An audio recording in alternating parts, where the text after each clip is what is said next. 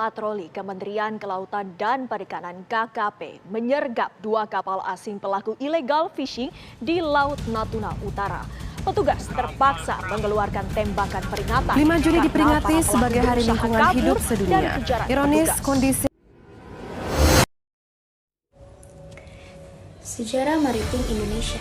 Ketika Soekarno dan Hatta memproklamasikan kemerdekaan Indonesia pada tanggal 17 Agustus tahun 1945, wilayah Indonesia hanya sebatas wilayah Hindia Belanda, ditambah dengan Malaka, Borneo Utara, Papua, Timur, dan kepulauan yang lain.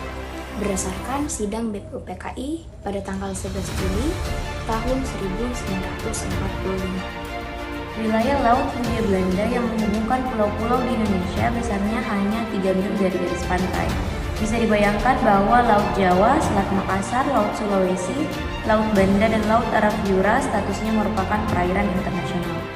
Pada masa ini, wilayah Republik Indonesia mengacu pada ordonansi Belanda pada tahun 1939, yaitu Laut Teritorial dan Peraturan Lingkaran Maritim pada tahun 1939. Aturan Saman Hindia Belanda ini, pulau-pulau di wilayah Nusantara dipisahkan oleh laut di sekelilingnya, dan setiap pulau hanya mempunyai laut di sekeliling sejauh 3 mil dari garis pantai. Hal ini berarti kapal asing boleh dengan bebas melayari laut yang memisahkan pulau-pulau tersebut. Pada awal kemerdekaan Indonesia, dirasakan bahwa hukum laut yang berlaku saat itu dapat mengancam keamanan dan kedaulatan NKRI. Hal ini dikarenakan wilayah kepulauan Indonesia yang pecah oleh perairan yang statusnya perairan internasional dan kapal asing bebas berlayar di area tersebut. Deklarasi de Juanda menanggapi hal situasi tersebut pada 13 Desember 1957. Perdana Menteri Indonesia Insinyur de Juanda Kartwijaya mendeklarasikan Deklarasi de Juanda. Deklarasi de Juanda menyatakan bahwa perairan di sekitar di antara dengan menghubungkan pulau-pulau yang termasuk dalam daratan Republik Indonesia dengan tidak memandang luas atau lebarnya adalah bagian yang wajar dari wilayah daratan negara Republik Indonesia. Deklarasi Juanda menyatakan bahwa Indonesia menganut prinsip-prinsip negara kepulauan atau archipelagic state, sehingga perairan antar pulau di kawasan Republik Indonesia pun merupakan wilayah Republik Indonesia. Deklarasi ini menuai pro dan kontra dari berbagai negara di dunia. Amerika Serikat tetap mempertahankan posisinya yang kontra dan menolak Deklarasi Juanda hingga tahun 1982.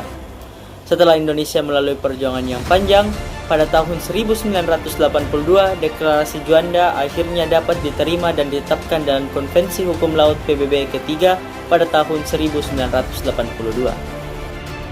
Melalui UNCLOS 1982, luas laut Indonesia bertambah dari semula kurang dari 1 juta kilometer persegi menjadi 5,8 juta kilometer persegi. Pemerintah Indonesia kemudian meratifikasi UNCLOS 1982 melalui Undang-Undang Nomor 17 Tahun 1985 tentang pengesahan UNCLOS untuk mempertegas aturan dari PBB yang menyatakan Indonesia merupakan negara kepulauan. Perkembangan dan potensi benua maritim Indonesia. Benua maritim Indonesia itu sendiri adalah wilayah perairan dengan hamparan pulau-pulau di dalamnya. Sebagai suatu kesatuan alamiah antara darat, laut, dan udara, di atasnya tertata unik dengan sudut pandang iklim, cuaca, serta keadaan airnya, tatanan kerak bumi, keragaman biota, serta tatanan sosial budaya. Potensi sumber daya Indonesia, yaitu dianugerahi laut yang begitu luas dengan berbagai sumber daya ikan.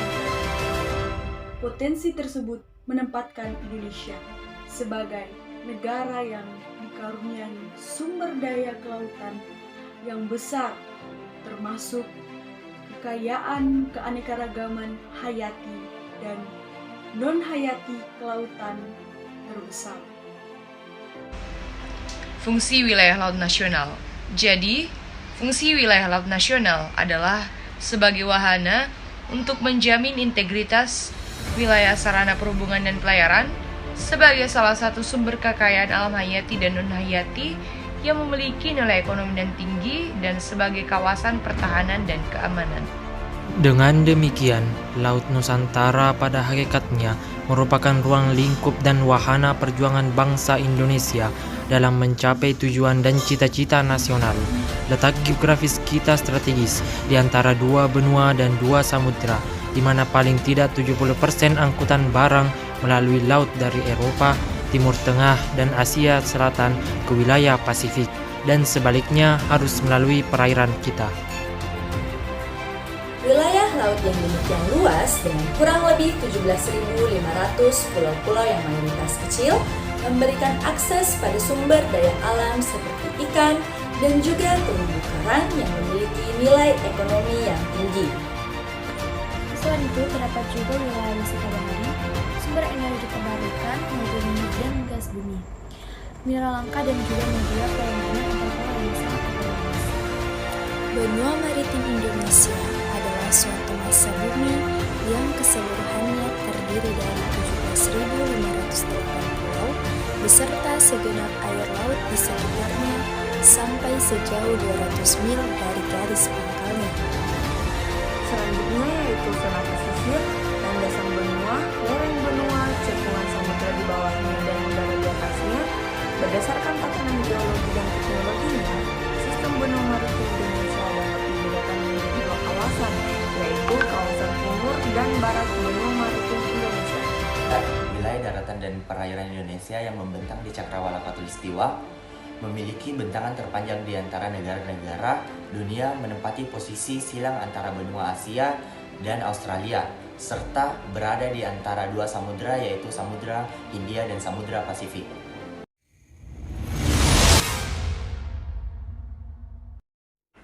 Pembangunan benua maritim Indonesia memandang daratan, lautan, dan dirgantara, serta segala sumber daya di dalamnya dalam suatu konsep pengembangan. Sehingga hal ini kemudian menjadi salah satu wujud atau perwujudan ataupun aktualisasi dari wawasan Nusantara yang dalam hal ini telah menjadi cara pandang bangsa Indonesia sendiri dalam melaksanakan pembangunan nasional yang berdasarkan pada Pancasila dan Undang-Undang Dasar tahun 1945. Terdapat 5 pilar poros maritim di Indonesia, yaitu pilar pertama, membangun kembali budaya maritim Indonesia. Sebagai negara yang terdiri dari 17.000 pulau, bangsa Indonesia harus menyadari dan melihat dirinya sebagai bangsa yang besar.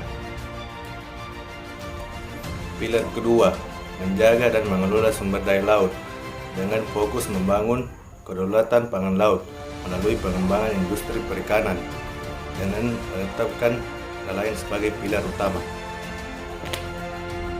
Sewan Damai dengan NIM D0112111052. Pilar ketiga, prioritas pada pengembangan infrastruktur dan konektivitas maritim dengan membangun tol laut, terminal laut dalam, logistik dan industri perkapalan dan pariwisata maritim. Kemudian pilar yang keempat adalah diplomasi maritim dengan mengajak semua mitra-mitra Indonesia untuk bekerjasama di bidang kelautan, menghilangkan sumber konflik di laut seperti pencurian ikan, pelanggaran kedaulatan, sengketa wilayah, perombakan dan pencemaran laut. Pilar kelima, kewajiban untuk membangun kekuatan pertahanan maritim dengan tujuan untuk menjaga kedaulatan dan kekayaan maritim dan sebagai bentuk tanggung jawab dalam menjaga keselamatan pelayaran dan keamanan maritim.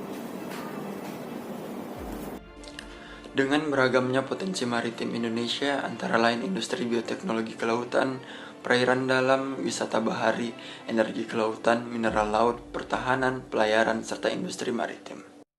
Sebenarnya dapat memberikan kontribusi besar bagi kesejahteraan dan kemakmuran rakyat Indonesia.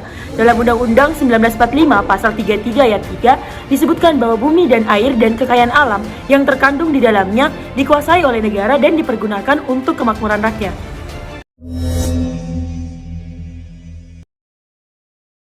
Masyarakat maritim tidak jauh berbeda dengan masyarakat pada umumnya. Perbedaan yang paling menonjol ialah masyarakat maritim menjadikan laut sebagai sumber mata pencaharian mereka. Contohnya adalah nelayan, pembudidaya ikan pengolahan, pedagang hasil laut, dan masyarakat maritim lainnya. Masyarakat pesisir mempunyai sifat-sifat atau karakteristik tertentu yang khas dan unik. Sifat ini sangat erat kaitannya dengan sifat usaha di bidang perikanan itu sendiri. Karena sifat dari usaha perikanan sangat dipengaruhi oleh faktor-faktor seperti lingkungan, musim, dan pasar. Maka, karakteristik masyarakat pesisir juga terpengaruhi oleh faktor-faktor tersebut. Karakteristik masyarakat pesisir yaitu ketergantungan pada kondisi lingkungan. Salah satu sifat usaha perikanan yang sangat menonjol adalah bahwa keberlanjutan atau keberhasilan usaha tersebut sangat bergantung pada kondisi lingkungan, khususnya air. Keadaan ini mempunyai implikasi yang sangat penting bagi kondisi kehidupan sosial ekonomi masyarakat pesisir. Kehidupan masyarakat pesisir menjadi sangat bergantung pada kondisi lingkungan itu dan sangat rentan terhadap kerusakan lingkungan, khususnya pencemaran, karena limbah industri maupun tumpahan minyak, misalnya dapat menggoncang sendi-sendi kehidupan sosial ekonomi masyarakat pesisir. Selanjutnya, ketergantungan pada musim. Karakteristik lain yang sangat menonjol di kalangan masyarakat pesisir, khususnya masyarakat nelayan, adalah ketergantungan mereka pada musim. Ketergantungan pada musim ini semakin besar bagi para nelayan kecil. Pada musim penangkapan, para nelayan sangat sibuk melaut. Sebaliknya, pada musim paceklik, kegiatan melaut menjadi berkurang hingga banyak nelayan yang terpaksa menganggur. Kondisi ini mempunyai implikasi besar pula terhadap kondisi sosial ekonomi masyarakat pantai secara umum dan kaum nelayan khususnya. Mereka mungkin mampu membeli barang-barang yang mahal seperti kursi, meja, lemari, dan sebagainya. Sebaliknya, pada musim paceklik pendapatan mereka menurun drastis, sehingga kehidupan mereka juga semakin buruk. Karakteristik selanjutnya yaitu ketergantungan pada pasar. Karakteristik lain dan usaha perikanan yang dilakukan oleh masyarakat pesisir ini adalah ketergantungan pada pasar. Tidak seperti petani padi, bahkan nelayan dan petani tambak ini sangat tergantung pada keadaan pasar. Hal ini disebabkan karena komoditas yang dihasilkan oleh mereka itu harus dijual baru bisa digunakan untuk memenuhi kebutuhan hidup. Jika petani padi yang bersifat tradisional bisa hidup tanpa menjual produknya atau hanya menjual sedikit saja, maka nelayan dan petani tambak harus menjual sebagian besar hasilnya.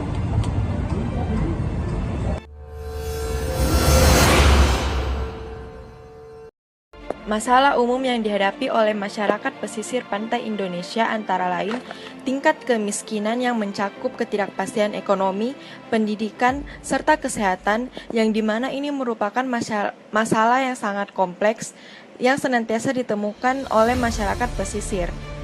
Tingkat kemiskinan masyarakat pesisir Indonesia masih tergolong mengecewakan karena mencapai 32,4%.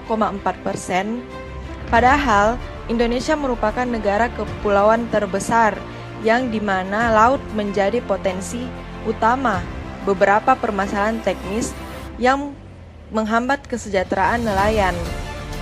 Antara lain, sebagian besar nelayan masih sangat tradisional dengan karakteristik sosial budaya yang belum kondusif. Struktur armada penangkapan yang masih didominasi usaha kecil atau tradisional dengan kemampuan ilmu pengetahuan dan teknologi yang rendah. Dari jumlah itu, hanya 4.487 unit kapal yang tergolong modern, sedangkan 241.889 unit kapal ikan masih berupa perahu tanpa motor. Selanjutnya, ada ketimpangan pemanfaatan ikan di 80% perairan pantai utara Jawa dan di Laut Dangkal.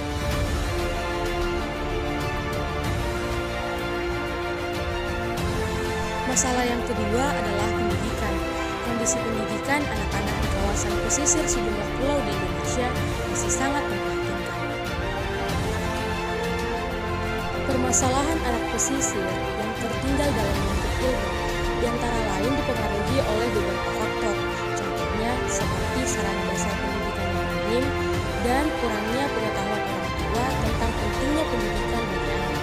Selain itu, permasalahan mendasar lainnya ketika anak pesisir ikut dilibatkan oleh orang tuanya untuk mencari nafkah untuk memenuhi kebutuhan hidup sehari-hari. Mereka akhirnya mengabaikan pendidikan lingkungan masyarakat yang sudah mengenalkan cara mendapatkan uang sehingga merubah perilaku anak-anak seharusnya mengembang dunia pendidikan. Yang ketiga adalah kesehatan. Menteri Kesehatan Ibu Nafsiamboi mengatakan bahwa pihaknya akan meningkatkan pelayanan kesehatan bagi masyarakat nelayan di 15 provinsi, termasuk Nusa Tenggara Barat, Sulawesi Selatan, Maluku, dan Jawa Tengah. Menurut Ibu Nafsia, masyarakat pesisir termasuk nelayan memiliki resiko kesehatan yang tinggi sehingga perlu diberikan perhatian khusus dalam upaya pembangunan kesehatan.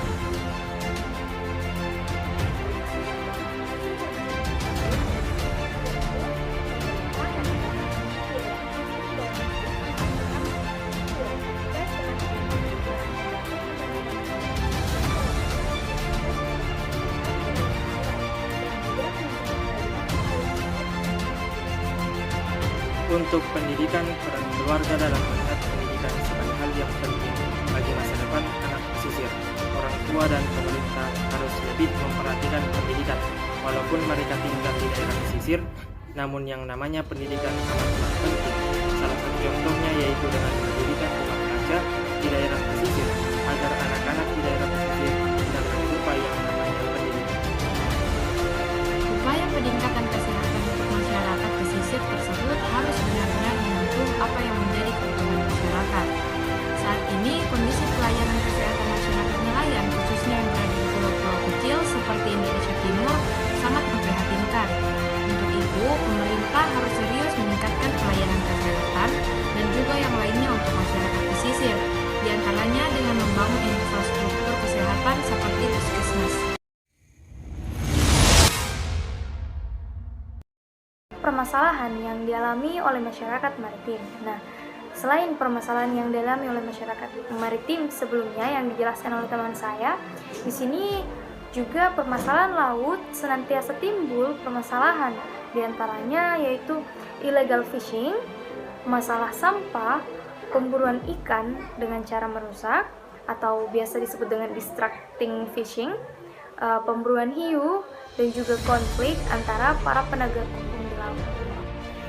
Yang pertama itu adalah illegal fishing atau penangkapan secara ilegal melanggar hukum.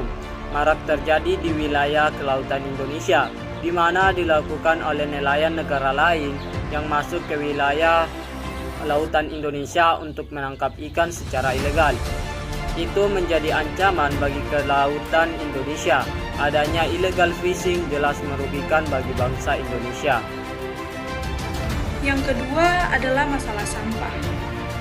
Indonesia merupakan salah satu negara penyumbang sampah terbesar di laut.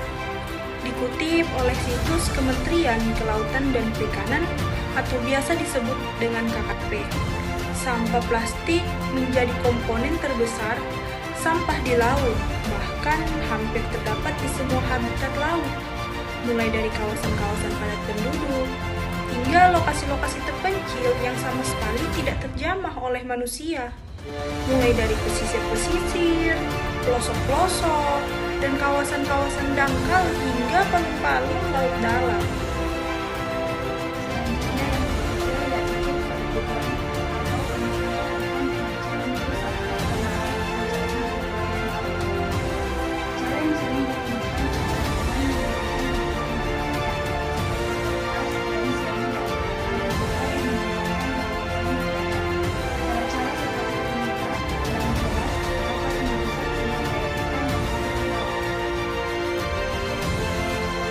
Dan yang keempat adalah perburuan hiu.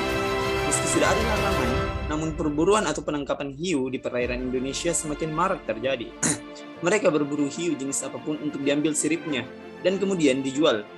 Kondisi itu menjadikan Indonesia sebagai eksportir sirip hiu terbesar di dunia. Kampanye Stop Shark Finning gencar dilakukan oleh pemerintah dan berbagai pihak lainnya. Solusi yang dapat diterapkan yaitu pemerintah Indonesia lewat Kementerian Kelautan dan Perikanan atau KPP terus berusaha untuk mencegah masuknya kapal-kapal asing di wilayah Indonesia untuk mencari ikan. Bahkan ketika ada yang tertangkap kapal tenggelam dan pelaku dipenjara ikan itu diproses secara hukum dengan berlaku.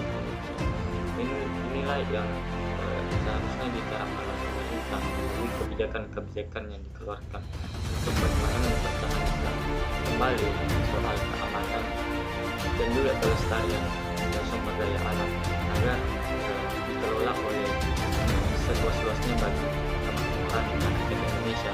Oleh karena itu, dalam capaian pertahanan itu harus diterapkan mencegah jadinya munculan ikan di wilayah laut Indonesia. Ada beberapa cara untuk mengatasi sampah. Dikarenakan sampah itu berasal dari manusia itu sendiri, maka digunakan kesadaran plastik yang sulit untuk diurai. Nah, contoh bakal kemungkinan barang itu pengertian antara plastik dengan sebuah steril sampai menggunakan kembali atau air minum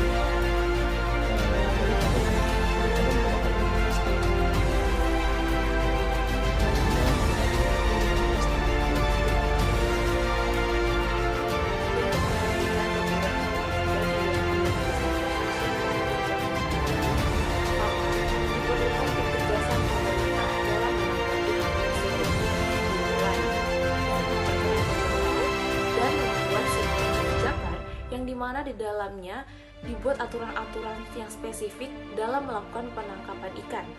Pemerintah juga harus menerapkan sanksi tegas kepada nelayan 962 Barat Timur. Ketegasan pemerintah Indonesia untuk menjaga laut beserta sumber daya